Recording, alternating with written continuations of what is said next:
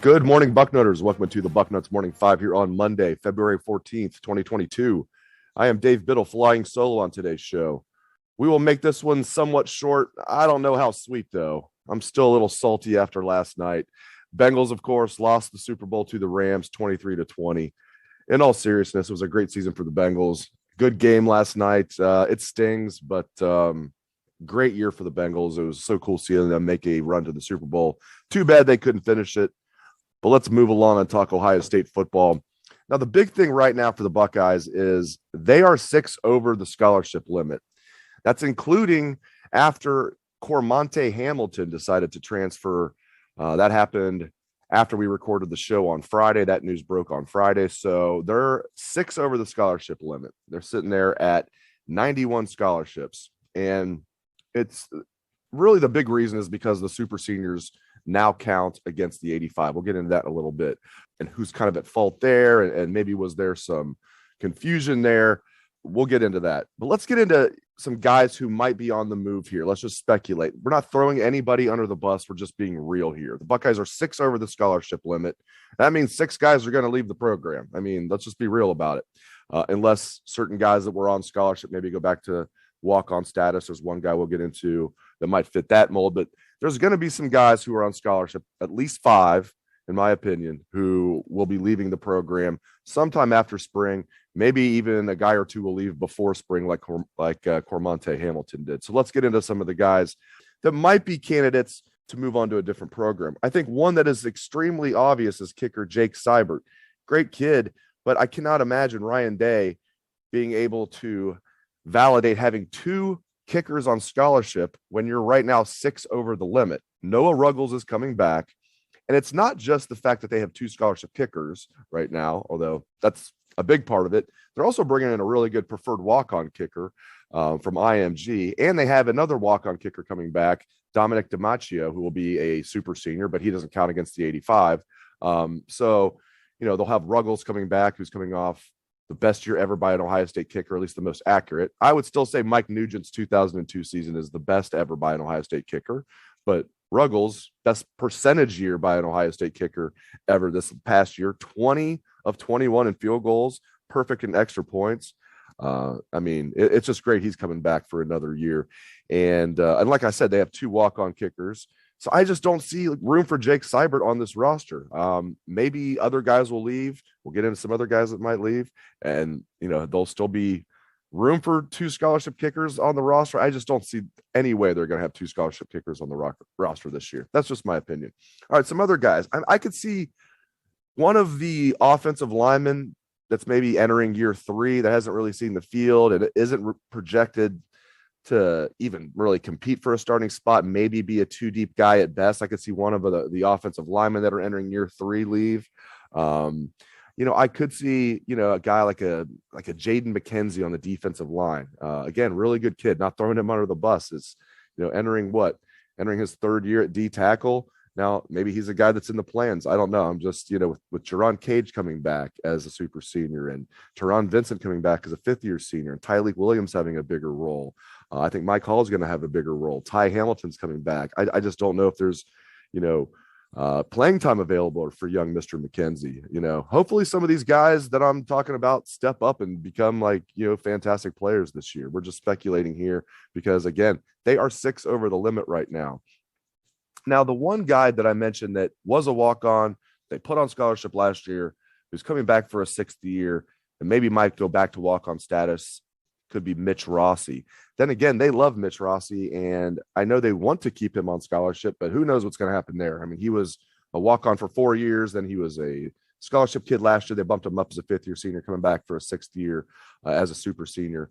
Maybe he's a kid just by necessity, might have to bump back down to walk-on status we'll see about that. One guy that came back who I really like personally that surprised me as a super senior is Taraja Mitchell. And again, he counts against the 85. If he didn't count against the 85, it would be a non-factor. But, with Jim Knowles only using 2 linebackers, unless you count the hybrid as a linebacker, and a lot of linebackers are coming back. I mean, we think of linebackers as, a weakness of this team. I don't know if it will be going forward. It definitely was this past year, but they've got a bunch of guys coming back that, I'm bullish on. Steel Chambers, Cody Simon was banged up big time this past year. I think most of you guys know that, but if you don't, now you know. Cody Simon was banged up for most of the year last year and just toughed his way through it. Tommy Eichenberg stepping up like he did in the Rose Bowl. They got EA Natiote coming back, the USC transfer coming back as a super senior. A lot of guys coming, Reed Carrico coming back. He'll be a redshirt freshman. They've got, guys coming in like, CJ Hicks and Sonny Styles, Gabe Powers. So I'm just frankly surprised that Taraja Mitchell's coming back for another year. I don't know if there's playing time available for him, but he counts against the 85. So that's another one right there. Again, though, great kid, was a captain, tells you everything you need to know that he was a captain.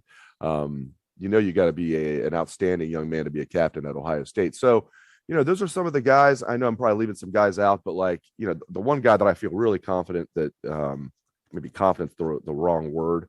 That sounds a little mean, but again, I can't imagine they're going to have 2 kickers on scholarship with Ruggles coming back as the clear starter, 2 walk-on kickers on the roster. I just don't see room for Seibert on this roster. If he does transfer, I wish him very well. And again, maybe there's a way he can stay on the roster. We'll see about that. Now, I do want to get to this. A lot of people are blaming the NCAA for the fact that super seniors count against the 85. Here's the truth of the matter. You need to blame the universities. They're not going to come out and say this.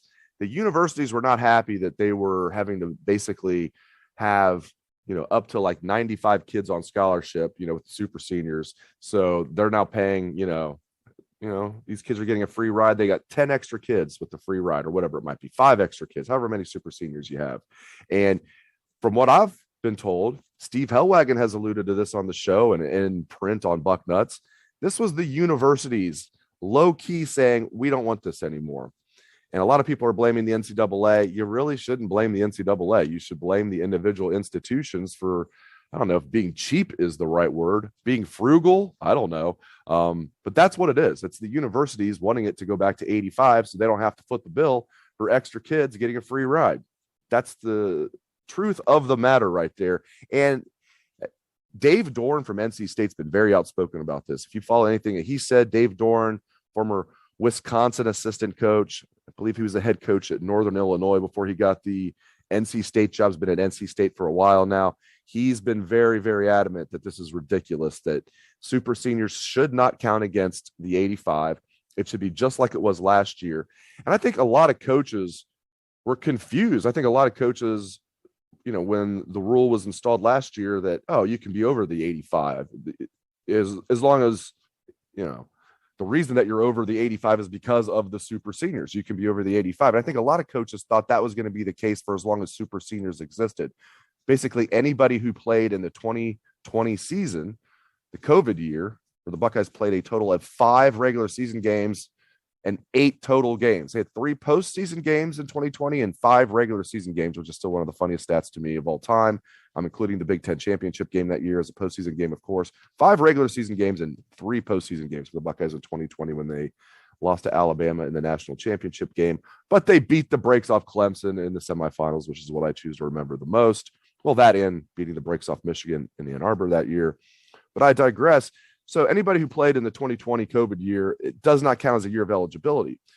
And I think everybody thought, myself included, I know Ryan Day thought this, a lot of coaches thought that was going to be how it went, going forward for the next few years. Anybody who played in 2020 did not count as a year of eligibility. Now, if you enrolled as a true freshman in 2021, like Travion Henderson, all those guys, it was irrelevant for those guys. It didn't matter. You enrolled after that. Only guys that played in 2020 can be a super senior, basically have 6 years to play 5 instead of 5 to play 4. And so, I remember Ryan Day talking about it. It's going to be kind of like a floating number for the next few years. That was his interpretation of it, and a lot of coaches. So I think a lot of coaches were blindsided by this. A lot of people in the media still are confused about this. The super seniors, they now count. Yeah, the super seniors now count. So that's why the Buckeyes are so far over the scholarship limit. I think, and a lot of teams are dealing with this. This is not Ryan Day being out to lunch. This is, something that a lot of coaches are confused about, and a lot of programs are dealing with this right now. You're going to have a lot of programs that basically are going to need to have, quote unquote, the talk with young men and tell them, listen, like, there's no playing time available for you here. We're over the limit. If you want to play, you might want to look to transfer. That's my little Cliff Notes version of how, quote unquote, the talk goes with these players. So we'll see what happens, but blame the individual institutions, not the NCAA. And I cannot believe I'm defending the NCAA here, but trust me, it's the institutions that do not want to pay the bill for these extra kids to be on scholarship. That's what it boils down to. All right, one more thing. Speaking of, this is funny to talk about. We're talking about Ohio State has to, they're 6 over right now, but there's also a lot of talk that they want to get a transfer tight end from the portal. I think that was the case. I don't know if that's the case any longer. They obviously wanted the kid from Oklahoma, ended up transferring to South Carolina. The Buckeyes went after him hard. In fact, at one point it looked like he was going to be a Buckeye until Spencer Rattler, his former teammate from Oklahoma, also transferred to South Carolina. Looked like the tight end from Oklahoma was going to transfer to Ohio State. There's a lot of crystal balls out there for him. And then when Spencer Rattler, his buddy and his quarterback, transferred to South Carolina, they became kind of a package deal. The Buckeyes were left out in the cold there. But speaking of Mitch Rossi, with Mitch Rossi coming back, they might be okay. My guess right now is, unless they find somebody who they really like, that they're not going to get a tight end in the portal. One of the reasons because they're 6 over the scholarship limit. But, with Rossi coming back, they really like him. He was the best blocking tight end on the team last year. And let's be real, that's the job description. There was all this talk, Jeremy Ruckert definitely going to blow by 30 receptions. Going to be the first since Ben Hartsock in 2003 to get over 30 receptions. Hartsock had 33 that year in 2003. Even Ryan Day was joking about it media day in Indianapolis last summer, saying, we're going to definitely, Ruckert's hitting that for sure. Well, here's the thing. Jeremy Ruckert played in all 13 games this past season, 26 receptions all year, averaged 2 receptions a game. They do not throw the ball to the tight end in the Ohio State offense. Every year we have a running joke. Is this going to be the year? Guess what? This is not going to be the year. We're not going to have that joke this year. They don't throw the ball to the tight end. So I just don't see a big need here with Rossi coming back. He's the blocking tight end. Tight ends in Ohio State's offense block. That's what they do. That's the job description. I think they might be okay here. Let's look at it. They've got 5 guys on scholarship. Well, 5 if you count Rossi, I guess. No, not even counting Rossi. They have 6 guys on scholarship right now. If Rossi comes off scholarship, they'll have 5. Here's the guys they have. They've got Mitch Rossi. They've got G. Scott. They've got Joe Royer. They've got Sam Hart. And they've got early enrollee Bennett Christian. Okay, I just screwed that up. They do have a total of 5, even with Rossi. Okay, so if they take Rossi off scholarship, they'll have 4 scholarship guys with G, Joe Royer, Sam Hart, and Bennett Christian. My bad on that. So they've got a total of 5 guys right now with Rossi, G. Scott, Joe Royer, Sam Hart, and Bennett Christian.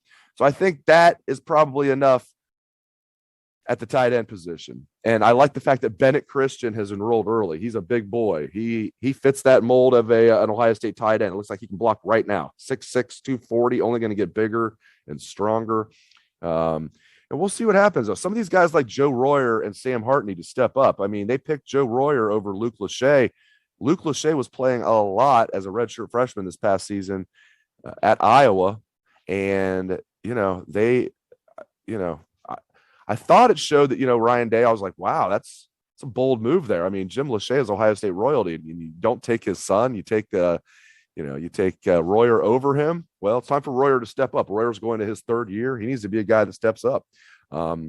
G. Scott's a guy that can really help them, as a flex tight end. Again, they don't throw the ball to tight end very much, but if they choose to, G. Scott can help. So I think with those 5 guys on the roster right now, Rossi, G. Scott, Joe Royer, Sam Hart, Bennett Christian, they should be okay at tight end. So for those that are wondering, are they going to, still look in the portal for a tight end? I doubt it.